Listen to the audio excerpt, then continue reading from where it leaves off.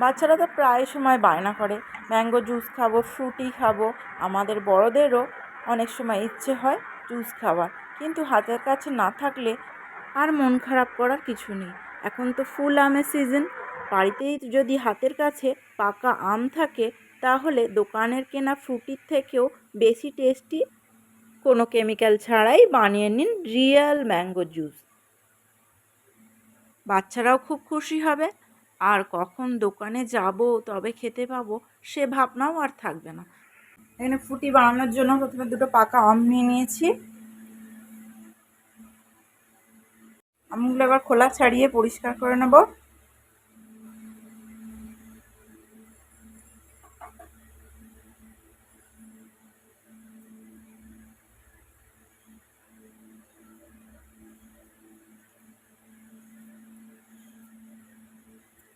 খোলা ছাড়ানো হয়ে গেছে, রেখে দিয়ে আর একটাও খোলা ছাড়িয়ে নেব। আমি ফ্লেভারটাকে বাড়ানোর জন্য আমি এখানে একটু কাঁচা আমও ব্যবহার করব।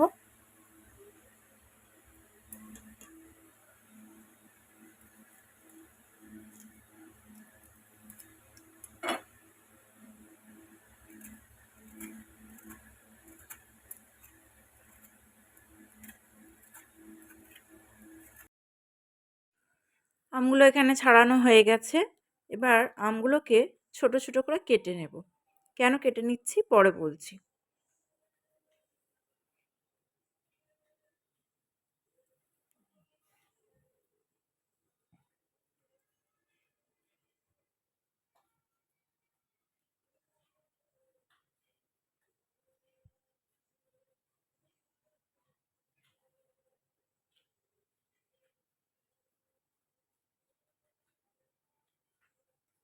একটা সাইড কাটা হয়ে গেলে অন্য সাইডটাও কেটে নিচ্ছি একইভাবে।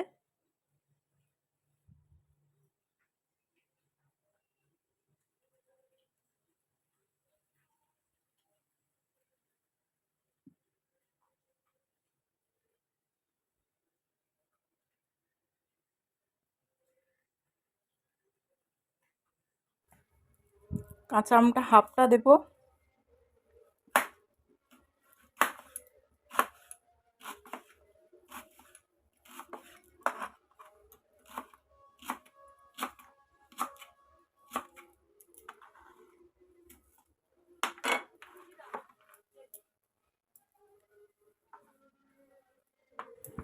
সব আমগুলো কাটা হয়ে গেলে একটা মিক্সিং বোলে ট্রান্সফার করে নিচ্ছি।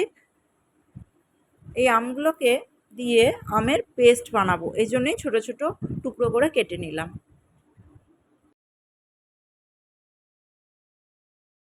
পেস্ট বানানো হয়ে গেলে একটা কড়াইতে ঢেলে নিচ্ছি। আমের মধ্যে যদি কোনো দানা ভাব থাকে বা কিছু থাকে, আপনারা চাইলে ছেঁকেও নিতে পারেন। আমার এখানে আমটার মধ্যে কিছুই নেই, সে গ্যাস ওভেনটা অন করে কড়াইটা বসিয়ে দিলাম। দিয়ে দিচ্ছি 1 গ্লাস মতো জল। মিক্সিটা ধুয়ে দিয়ে দিলাম। ভালো করে আম আর জলটা মিক্স করে নিলাম। দেখুন এই পর্যায়ে খুব ভালোভাবে দুটো মিক্স হয়ে গেছে। এবার আমের কালারটা একটু ফ্যাকাশে ছিল, সেজন্য কালারটা ঠিকঠাক ফ্রুটির মতো আনার জন্য দিয়ে দিলাম সামান্য একটু ফ্রুট কালার।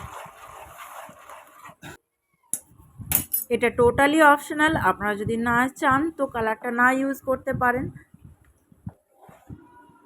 ফ্রুট কালারটা খুব ভালোভাবে মিশিয়ে নেব।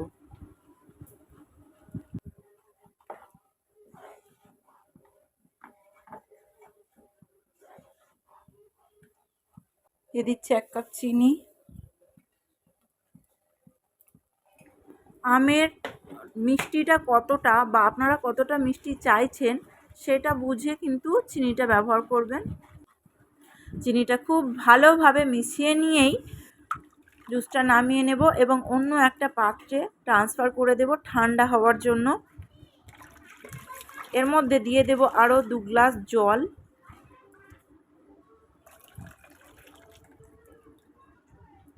একটা চামচের সাহায্যে ভালোভাবে মিশিয়ে নিয়ে ঠান্ডা করে নেব।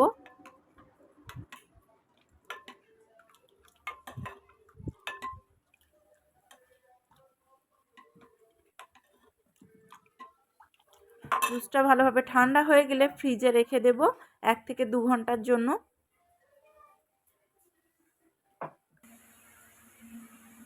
দু ঘন্টা পর ফিরে এলাম। জুসটা এখন পুরোপুরি ঠান্ডা হয়ে গেছে। আবারও একবার ভালো করে মিশিয়ে নেব। এখন সার্ভ করে নেব।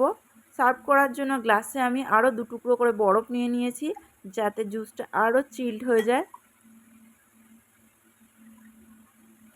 আর জুসটা দেখুন, একদম দোকানে কেনা ফ্রুট জুসের মতো লাগছে না দেখতে? তো দেরি না করে বাড়িতেই ঝটপট বানিয়ে ফেলুন দোকানের থেকেও ভালো স্বাদের ম্যাঙ্গো জুস। রেসিপিটা ভালো লাগলে অবশ্যই লাইক কমেন্ট শেয়ার করতে ভুলবেন না, এবং যারা নতুন বন্ধু আছেন আমার চ্যানেলে তাদেরকে অনুরোধ করব আমার চ্যানেলটিকে সাবস্ক্রাইব করে আমার পাশে থাকার জন্য। আর হ্যাঁ, পাশে থাকা বেল ঘন্টিটা কিন্তু অন করতে ভুলবেন না। তাহলে দেখা হচ্ছে আবারও নতুন কোনো রেসিপি নিয়ে। ভালো থাকবেন, সুস্থ থাকবেন। আজকের মতো বিদায়।